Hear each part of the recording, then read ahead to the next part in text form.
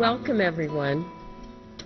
It's always such a pleasure for me to come to these events because the room is always filled with so much love and so much kindness and so much personal responsibility.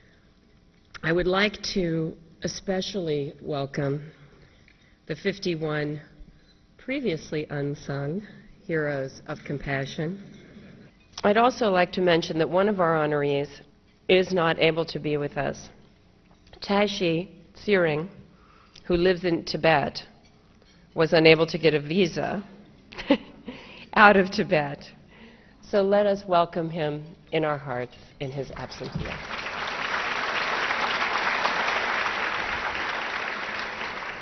All of the costs of the event were covered by donations and ticket sales, which means that all of the leftover proceeds from this event will be divided equally among the honorees as an honorarium to be used in their work and at their discretion. Isn't that lovely?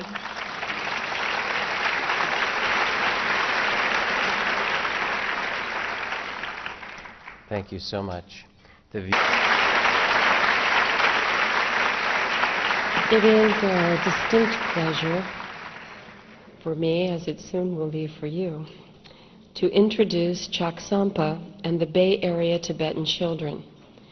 Chaksampa, the Tibetan Dance and Opera Company, is a non-profit, traditional Tibetan performing arts group that is based in San Francisco. In Tibetan, Chaksampa means bridge builder, one of the names attributed to the famous 14th century Tibetan saint, Thangtong Gyalpo. Considered to be a patron saint and founder of LatMa, Thangtong Gyalpo was also the founder of the Tibetan opera. Legend has it that this saint recruited villagers and gathered support to build suspension bridges over many wide Himalayan rivers in Tibet in order to facilitate pilgrimages to sacred Buddhist sites. These efforts were largely funded by staging local opera performances.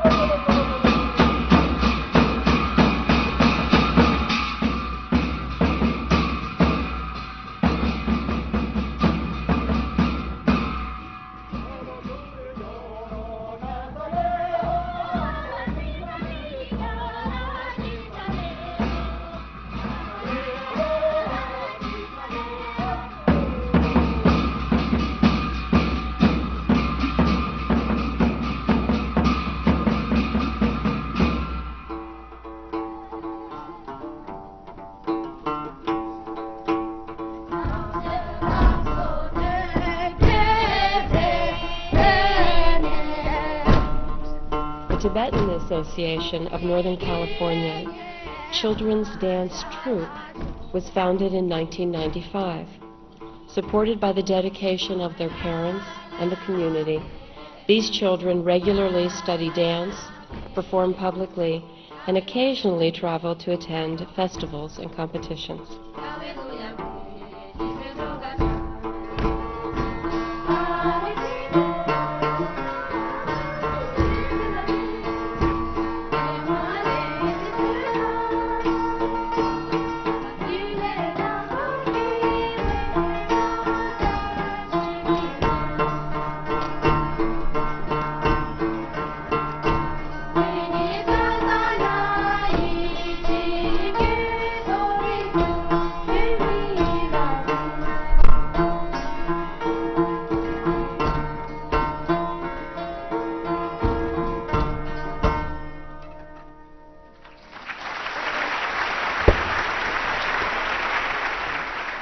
Robert Thurman has been a student of Tibetan Buddhism and a friend of His Holiness the Dalai Lama for 40 years.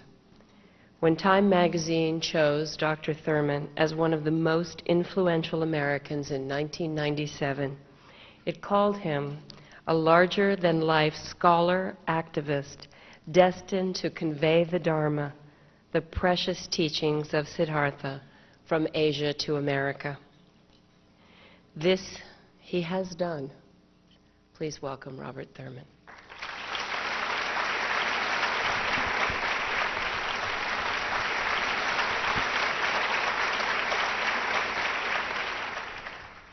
Dear brothers, sisters, I'm very happy to be here with you a short moment. Gathering the mixage. Today's gathering is a very unique one.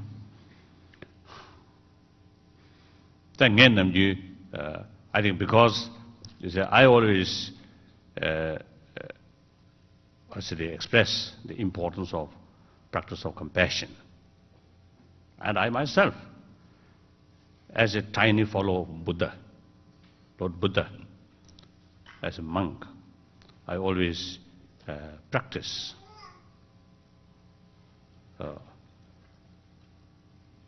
compassion on these things. So I think when I started the practice of compassion, I do not know what kind of effectiveness, but simply I think out of trust, Buddha taught us this. So there should be some good things there. So we started the practice. The result or influence not develop within few hours or few months, but few years, many years, and I think through decades. Then eventually I realized, oh, this is Buddha's message, message of love, message of non-violence, is really something very, very meaningful. Not talking about achievement of, let's say, Buddhahood or Arhat or good next life, or even day-to-day life. It is really something very, very helpful. So now today, many people, at least I think 50, right, around 50, same human being, I think the same sort of, I think they desire for happiness and desire for overcome suffering, mentally, emotionally, physically, just the same, just like ourselves. But then, I think because of their sincere motivation and determination, and I think willpower, I think they totally dedicated their own sort of life for the benefit for others. So when I hear and saw these people who are totally dedicated to the other, then I think my talk, compassion, is just like lip service. I can easily talk, but if I really involve such a hard work, those the dedicated people carry, I don't know. I think I may lose interest.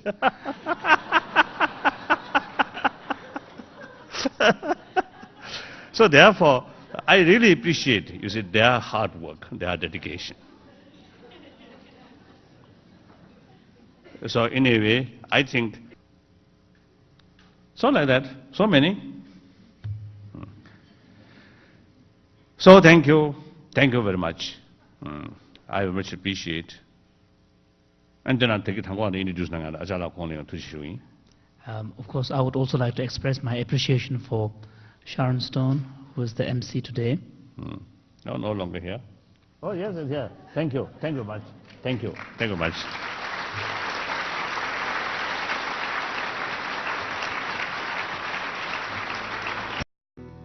VanVu works to alleviate physical and mental suffering through his 4 acupuncture clinics in Northern California. Van represents the 5th generation of healers in his family. He is a generous contributor to educational projects in his homeland of Vietnam and has also supported efforts to build 2 Buddhist temples in Vietnam.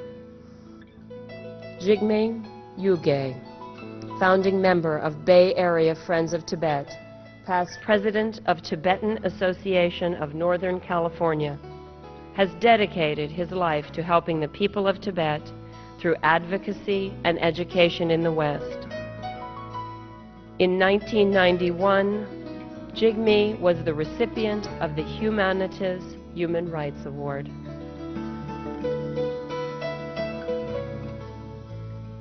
You may accept. First honoree today is John Earl, President of the Resident Council for Hillview Care Center, a skilled nursing facility. As a former sheriff, Point Reyes Park ranger, and former homeless person, John uses his life's experience to provide counsel and comfort to the poor, weak, and disabled. Leslie Akoko, co-founder of Commonweal, founder of Full Circle, a program for youth offenders with learning disorders, and founder of the Women and Girls Institute at the National Council on Crime and Delinquency. Iman Al-Janabi currently works with Iraqi refugees. Imad established and is the executive director of the Iraqi Community Association, a vibrant educational and cultural center for the Iraqi community. Janice Allen, healer and spiritual advisor at the Vajrapani Institute.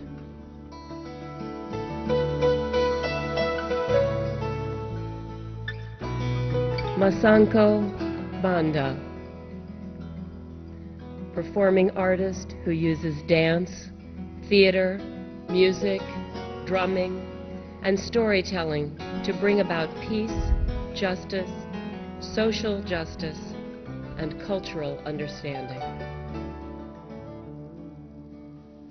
Elizabeth Case, a young Jigme was the recipient of the Humanities Human Rights Award.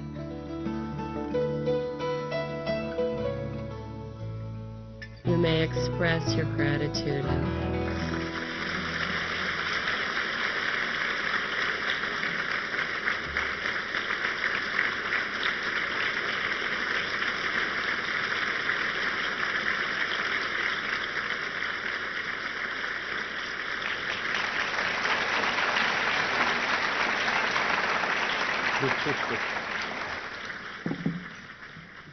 Your Holiness, Dick, and all of the honorees, I've been asked to speak for just a few minutes as we close as a call to compassionate action. And the 50 honorees who just walked across the stage and whose spirit and hearts you could feel, and those of Your Holiness as well, remind us of something that we all know. We know so deeply in ourselves because it is our true nature. When the heart is not contracted or covered or limited by fear and isolation, it naturally reaches out to brothers, to sisters, to all around us. When we remember to let go of the small sense of self, we can see in the eyes of every human being what Thomas Merton called the secret beauty. When you can see that, everything that's beautiful happens. The Persian poet Hafiz says, "Fear is the cheapest room in the house. I would like to see you in better living conditions." Let go of your fears and remember this great heart of compassion that is your birthright. These 50 people who are honored today remind us of a different message than the modern consumer society around us. That it's not primarily material or things or progress that make us happy. Basically, that it's not what you get, but what you give that makes you happy. And we sense, as we listen to their stories and see them, that we ourselves can do more, that we wish to do more, that we wish to respond, whether it is to injustice or homelessness, to the racism or the prison system or the hunger in the world. I would ask you just for a moment, as you sit here before we end, to close your eyes and just do a brief inner reflection as you come back and listen to your own heart and feel what you most care about, to offer your energy and love and spirit, healing to this world. What is the thing you most wish to add to this beautiful world?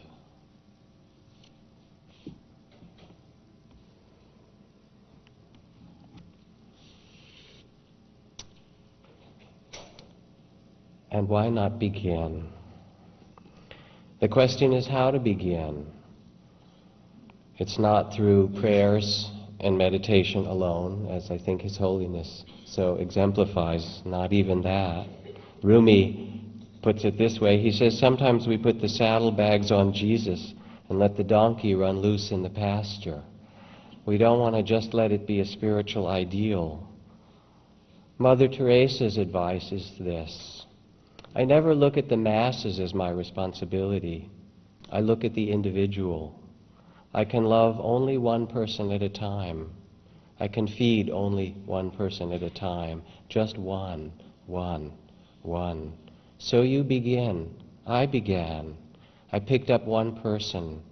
But maybe if I didn't pick up that one person, I wouldn't have picked up 42,000. The whole work is only a tiny drop in the ocean. But if I didn't put the drop in, the ocean would be one drop less. Same thing for you, same thing in your family, same thing in your church or community, wherever you live. Just begin, one after one after one. And it's not, as has been said, through heroic actions. I think most people who are honored today would find themselves embarrassed or shy to be called a hero, nor through huge donations, but it's moments of respect, glance of kindness, caring for the community, the intention of the heart. Even to face the sufferings of the world, to know we can do this, and match your suffering, as Martin Luther King Jr. said, match the suffering of the world with your soul force. How many of you in this room already are involved in service as nurses or teachers or working with immigrants or the environment or whatever the cause or the people that you serve? Raise your hand just to know. Probably half the people sitting in the room, and the other half are just waiting. And I wish to thank the Wisdom in Action Board, who has helped this entire event, Dean Alper, Tenzin Tetong, Dick Grace. I'd like to thank Arlene DeVries, and most of all, I'd like to thank His Holiness the Dalai Lama, whose great heart, spirit, really carries the dreams of so many people in this world as an inspiration, the dreams for peace worldwide. And I ask, as His Holiness leaves, that you remain at your tables. You can stand as you wish. And keep the spirit that was touched in you today alive. Thank you.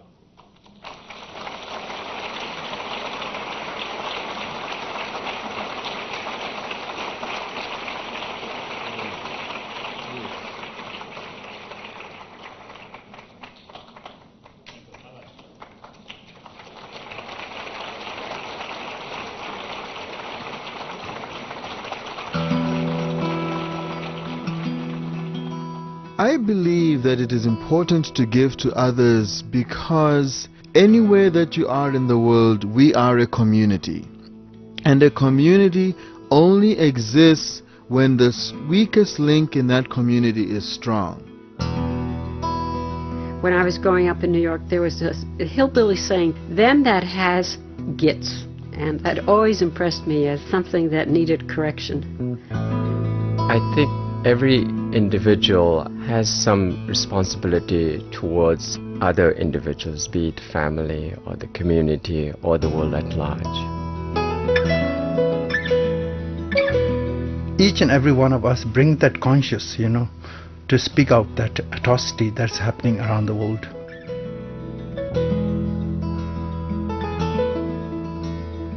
People will stop for hurt little dogs, they stop for hurt little cats, but they don't stop for hurt humans because they're afraid. And for myself, I try and stop and say, what is it you need right now? Somebody who has the means and can give it to other people who doesn't have, I think that would be act of a compassion. Compassion is caring very deeply. When you are compassionate towards others, you receive compassion back. Individual joy is momentary, but when we all feel happy together, that will leave such memory.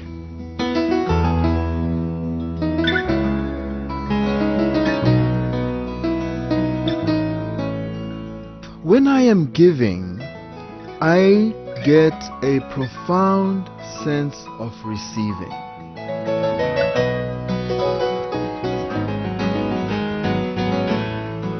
The experience of waking up every morning and going to do something that you know is going to bring you joy and happiness is a wonderful feeling.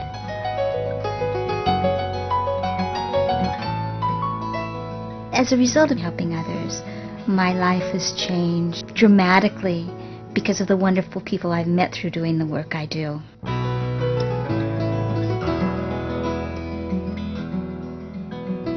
It's amazing how good people are and how much they're willing to help and how much they want to help from inside their hearts.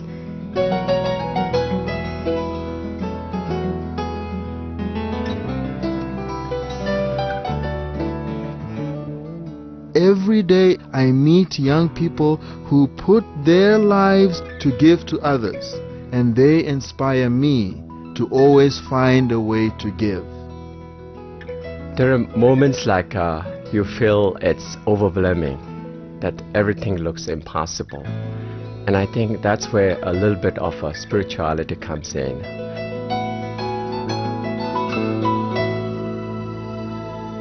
Please raise your conscience and stand up for justice all over the world.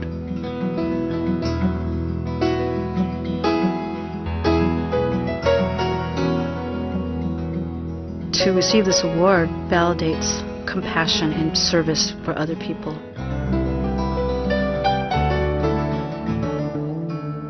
I believe in justice and I believe in kindness.